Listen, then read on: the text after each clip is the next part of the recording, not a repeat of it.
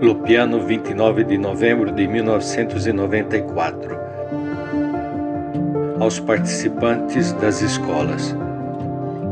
Um novo estilo de vida.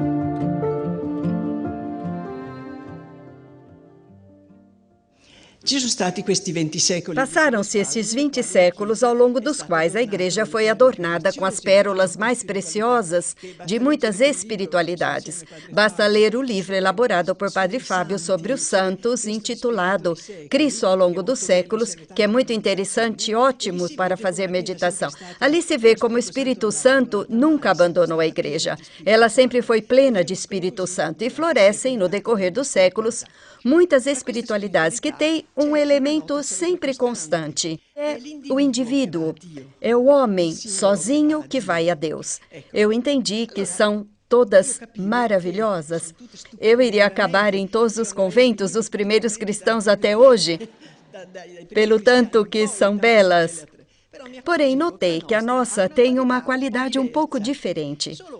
Só que aquilo que eu não sabia é, será que é a primeira vez que existe uma espiritualidade coletiva ou já existiram outras?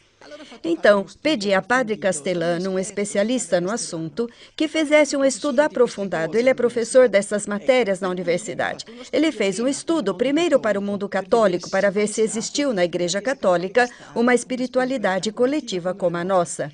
E pedi também para que pesquisasse sobre as outras igrejas, sobre os anglicanos, os evangélicos, os reformados e sobre os ortodoxos, principalmente. Também ali estudando, não se encontrou nada que se assemelhasse à nossa espiritualidade. Sempre aquelas que poderiam ser chamadas de espiritualidades individuais, mesmo se jamais são somente assim. Porque, por exemplo, esses monges rezam muito pelo mundo inteiro, por toda a humanidade, pelos pecadores, pelos doentes. Portanto, de certa forma, chegam aos outros, ou fazem muita penitência em favor dos outros, ou assistem à missa em favor dos outros.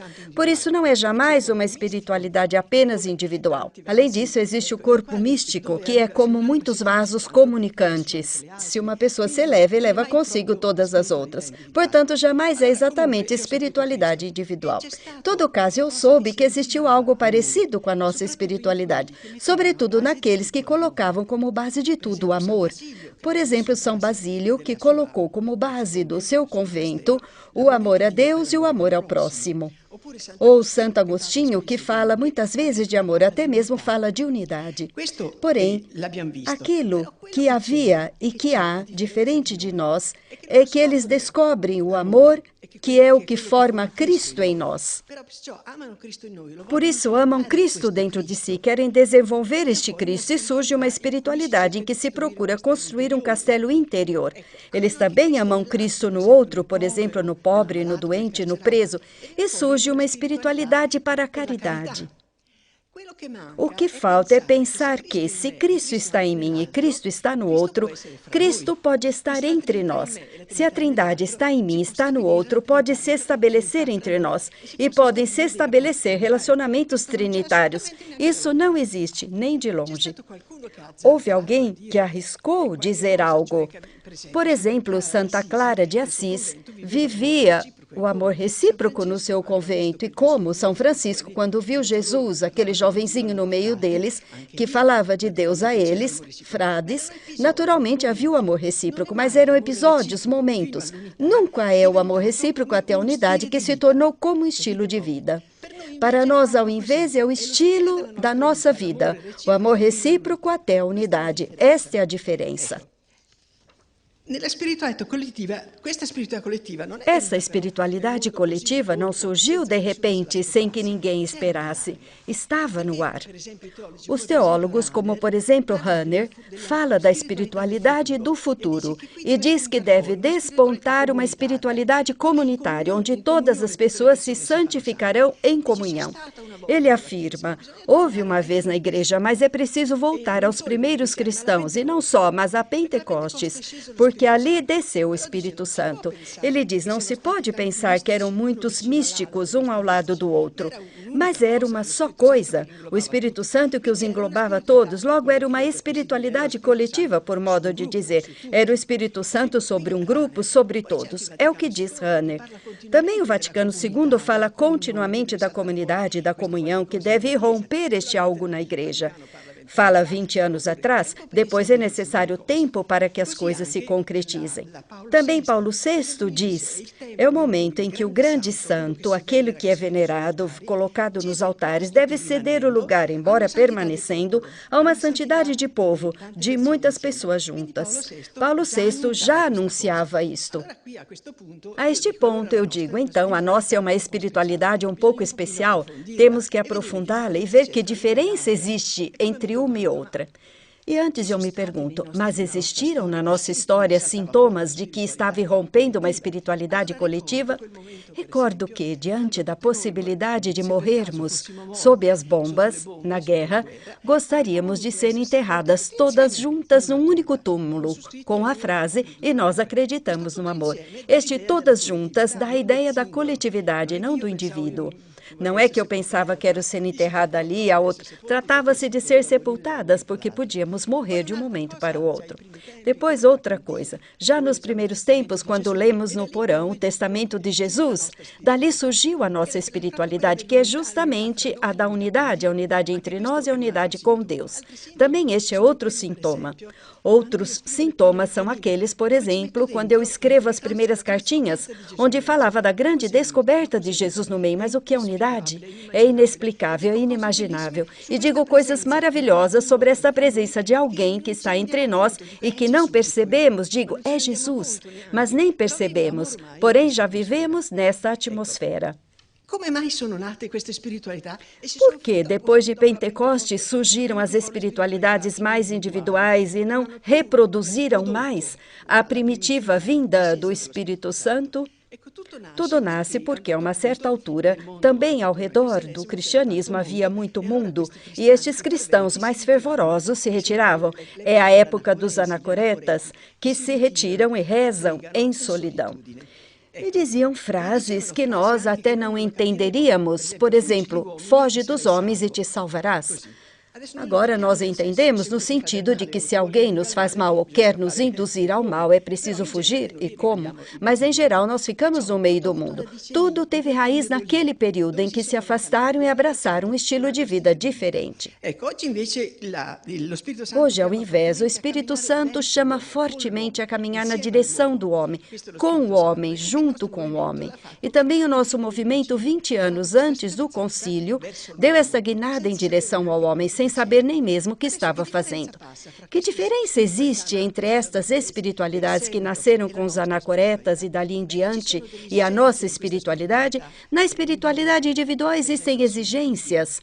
Por exemplo, a solidão, o silêncio, se vestem de uma certa maneira, querem a clausura, as celas, separar-se do mundo, fazem muitas penitências, jejuns, flagelam-se, etc. Essa é uma outra coisa. Depois pronunciam votos, onde parece mesmo que tem valor sobretudo o voto, isto é, a parte ascética do voto, ou seja, a pureza, a pobreza, todas coisas santas, mas que estão cristalizadas assim. Depois fazem muitas orações, rezam muito. Já nós, o que fazemos? Quais são as nossas exigências em comparação a essas que enumerei como exigências da espiritualidade individual? Em vez da solidão, nós acolhemos os irmãos, nós amamos a companhia, amamos a unidade com os outros. Em vez do silêncio, nós amamos a palavra, e isso para tudo, senão pelo menos para difundir o ideal. Mas a palavra em tudo, para doar os nossos dons, aquilo que compreendemos.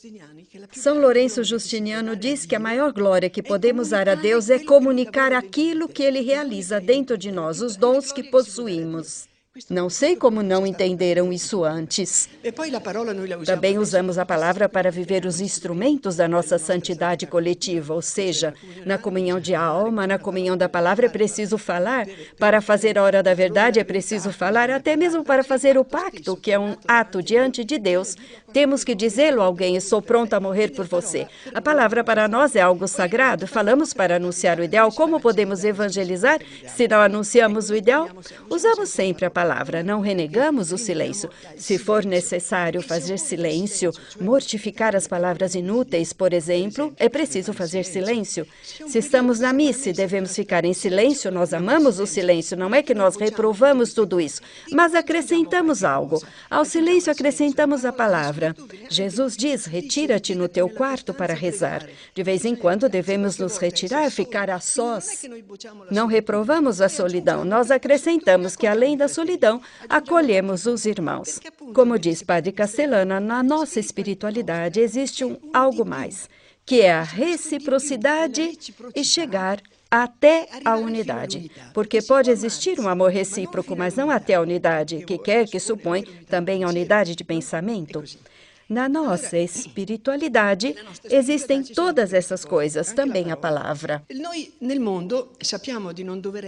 Nós sabemos que não devemos ser do mundo, mas ficar no mundo. A respeito do modo de se vestir, nós preferimos a roupa leiga. Por quê? Porque, é claro, Jesus se vestia assim, Maria. E também para não afastarmos o mundo por causa de uma roupa, mas para mantê-lo perto de nós. Fazemos as penitências que são necessárias, as que a Igreja indica. Se um certo dia devemos jejuar, então jejuamos. Não deixamos de fazê-lo. Por exemplo, as mortificações diante da televisão, de certas coisas do mundo, de certos instintos interiores, são sacrossantas e nós devemos mantê-las. Porém, existe uma penitência característica nossa que é o irmão. Todas as dificuldades que ele me provoca, devo saber superar e dizer, esta é a minha penitência, o meu Jesus abandonado. Devo abraçá-lo e superá-lo. A penitência típica da espiritualidade coletiva é o amor ao irmão, que nos traz, sim, o paraíso se houver a unidade, mas também o purgatório se não houver a unidade. Temos também todas as nossas orações, que já as vivíamos bem, e não são só individuais, porque a missa é dedicada ao mundo inteiro, rezamos por toda a igreja, porém são orações que fazemos mais sozinhos. Temos outras práticas que estou comunicando através dos colegamentos e são os instrumentos da espiritualidade coletiva. O pacto, a comunhão de alma, a comunhão da palavra, a hora da verdade e todos os outros. Aquilo que é necessário numa espiritualidade coletiva é ter Jesus no meio e que esteja sempre presente. Se não temos Jesus no meio, somos como um monge que está fora do convento, que trai a sua espiritualidade e ainda que estivesse dentro com os dois pés, é como se estivesse fora. Jesus no meio para nós é indispensável no início e no fim da vida espiritual, porque nós devemos construir não só o castelo interior, também esse, porque é preciso a união com Deus, e Deus está acima de tudo, mas também o castelo exterior, isto é, estabelecer Jesus no meio de todas as pessoas, de todos os grupos. Temos que construí-lo sempre para iluminar toda esta obra, que é a nossa obra de Maria, e para levar esta luz também ao plano da Igreja. Muitos bispos vivem este ideal e não estão inseridos nas estruturas da obra, estão fora delas. Porém, eles, vivendo este ideal entre eles e com o Papa, já tem Jesus no meio entre eles e com o Papa. Esse já é o castelo exterior que é a Igreja e não apenas obra. Se estes 700 bispos amigos praticam essa unidade com os seus na diocese entre eles, como agora vamos dizer a eles essas coisas, eis que existe também o castelo exterior como Igreja. Este é o nosso sonho. Tudo aqui.